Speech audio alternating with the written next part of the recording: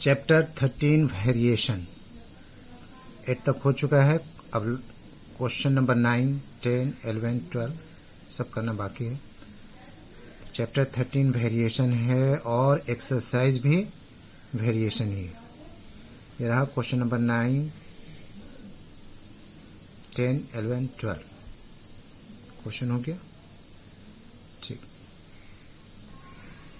Question number 9 में बोला जा रहा है कि volume of A sphere varies directly with the cube of its radius, और उसका डायमीटर जो है गिवन है 1/2, 2 and 2 in 1/2 मीटर डायमीटर, ये डायमीटर में है। तो इसको हम लोग लेट कर ले रहे हैं। Let the volume, let the radius of volume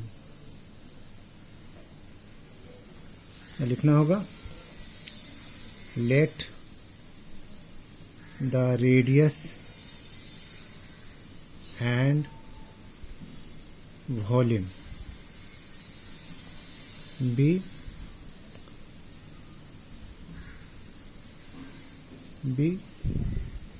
are and V. तो by the condition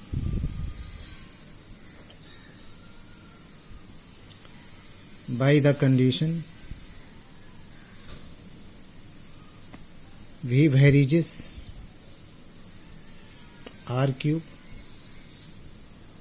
therefore V is equal to, variation को हटाएंगे, कांस्टेंट लेने होगा, K कांस्टेंट ले ले रहा हूँ, K R cube। ये हो गया equation 1, where K is constant।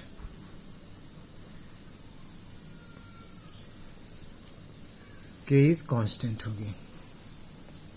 अब हमें लेना है if V1, V2 and V3 be the volume of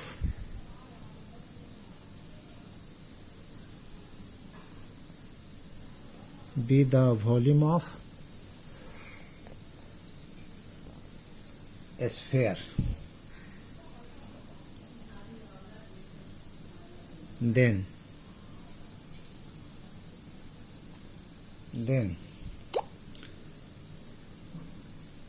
the radius क्या हो जाएगा हमारे पास, रेडियस डायमीटर नहीं दिखा रहा हूँ जी, डायमीटर दिया हुआ है आपका 1/2, तो 1/2 का हो जाएगा 3/2, 3/2 है, नीचे अगर 2 लिख देंगे तो हो जाएगा रेडियस। दूसरा वाला रेडियस डायमीटर जो है वो 2 मीटर है, नीचे 2 लिख देंगे, ये हो जाएगा रेडियस। तीसरा डायमीटर जो है आपके पास है, तीसरा डायमीटर 2.5 है, तो 2 दूना 4, 1 5, 5/2 होगा, और नीचे 2 लिख देंगे तो ये रेडियस हो जाएगा, क्योंकि डायमीटर जो है, रेडियस जो है डायमीटर का आधा होता है, रेडियस डायमीटर का हाफ होता है। तो ये हो गया 3/4, ये इसका कट जाएगा, 1 हो जाएगा रेडियस, और इसका हो जाएगा 5/4। अब फ्रॉम इक्वेशन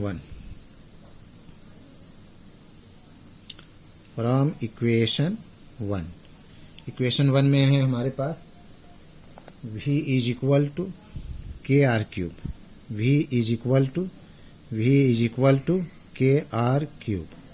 अब हमारे पास इसमें V1, V2, V3 करके लेना होगा। पहला है V1 is equal to K as it is रहेगा, और R का वैल्यू है 3/4, तो 3/4 हो जाएगा, इसका होल क्यूब हो जाएगा, इज इक्वल टू हो जाएगा 3 × 9, 9 × 27 K बाई 4 चौके 16, 16 चौके 64। तीसरा वॉल्यूम जो है हमारे पास होगा V2 का तो 1 है, इसका होल क्यूब करेंगे तो क्या होगा, 1 ही होगा, यानी कि K हो जाएगा ओनली। और तीसरा हमारे पास V3 इज इक्वल टू क्या होगा, K इंटू हमारे पास है 5/4, तो 5/4 का whole cube is equal to 125 by 4 चौक 16 16 चौक 64, ये के हो गया।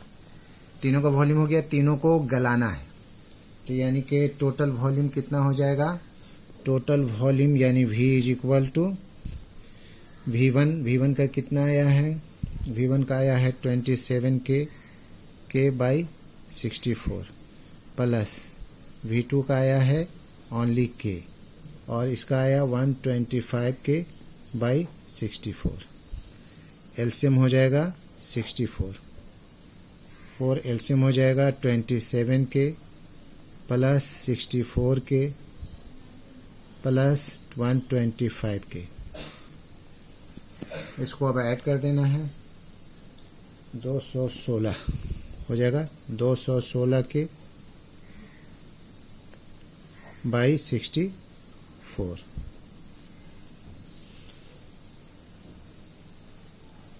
एट से काट रहे हैं, 8 8 64, 8 दूना 16, 8 सत्ते 56,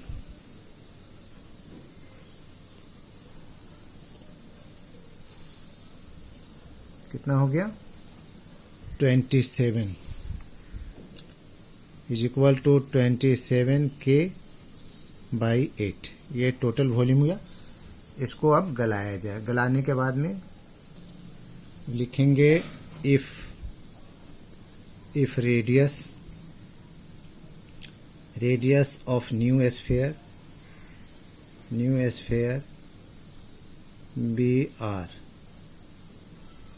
और तो V इज इक्वल टू क्या हो जाएगा KR3, और टोटल वॉल्यूम हमारे पास जो निकला है वो है 27 के by 8 is equal to KR3। तो ये के कैंसिल हो गया, therefore R cube is equal to 27 by 8,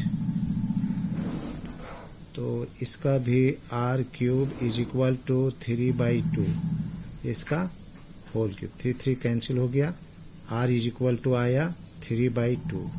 हमें इसका डायामीटर निकालना है, डायामीटर D भी लिख सकते हैं, डायामीटर इज इक्वल टू होता है 2R is equal to 2 into 3/2, 2 cancel is equal to 3 metre.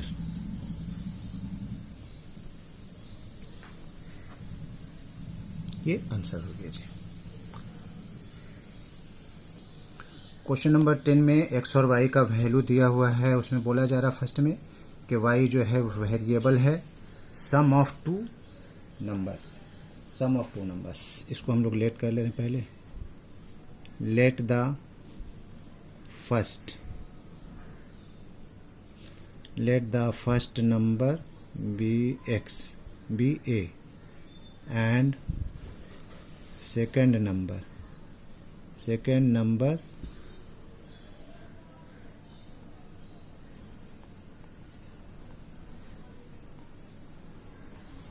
number be y। तो फर्स्ट में हो जाएगा a plus b varies as y, तो ये हो जाएगा a प्लस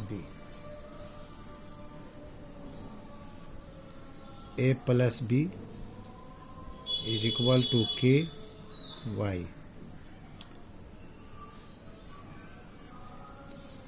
का k1 y, a plus b is equal to y का वैल्यू फर्स्ट में दिया हुआ है -1, k1 into -1 is equal to a plus b का वैल्यू हो जाएगा -k1। अब हमें लेना है कि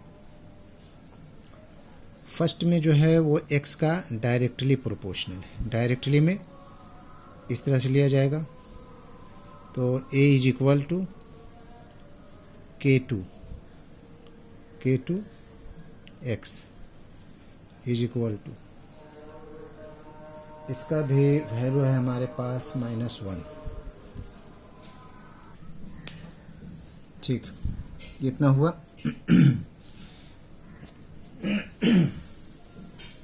इसको कैंसिल करते हैं, डायरेक्ट बनाइए इसको, डायरेक्ट इजी वे में, बाय द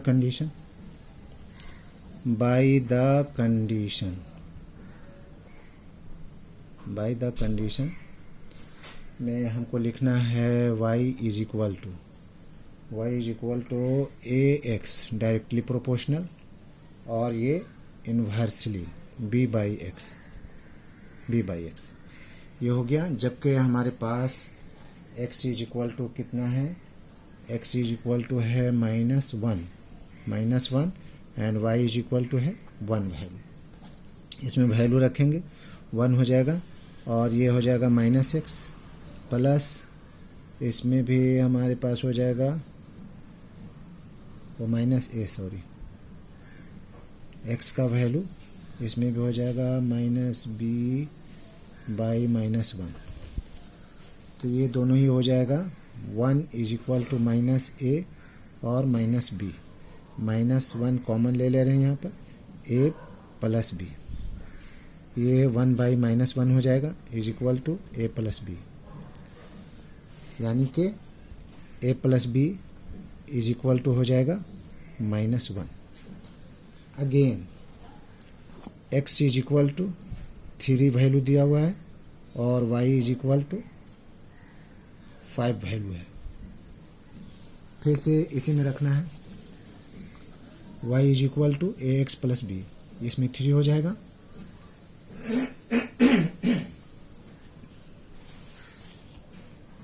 तो कितना हो जाएगा, y का वैल्यू 5 है, 5 is equal to a x 3 ये हो जाएगा और b बाई 3 हो जाएगा। कितना हो जाएगा, 3a plus 3 by b by 3 हो जाएगा।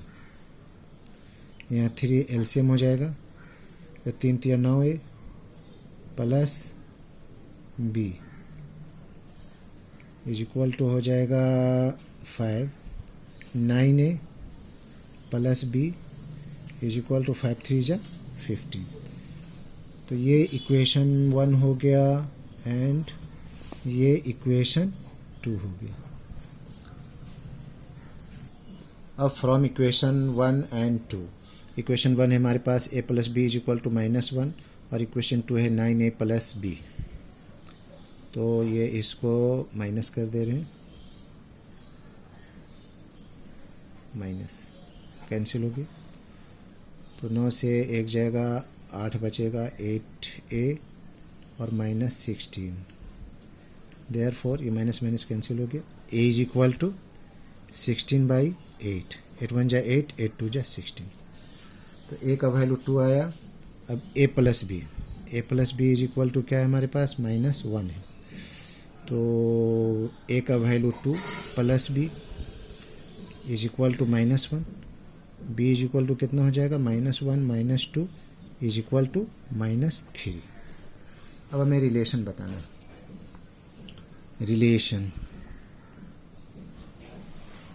रिलेशन हमारे पास हो गया, कितना हो जाएगा,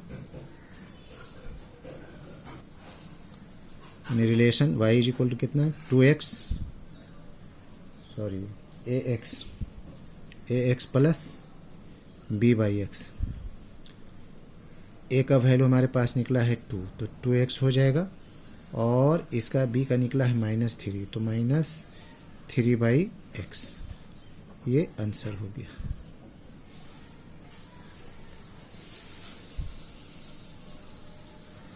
दैट्स ऑल। यहाँ पर है y is equal to ax plus b by x,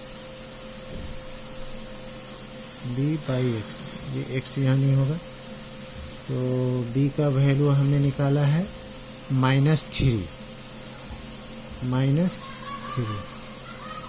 तो -3 हो जाएगा और नीचे हमारे पास हो जाएगा x,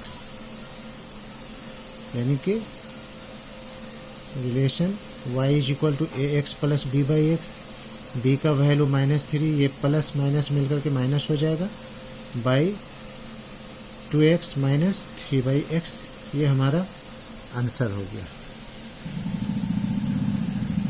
राशि है।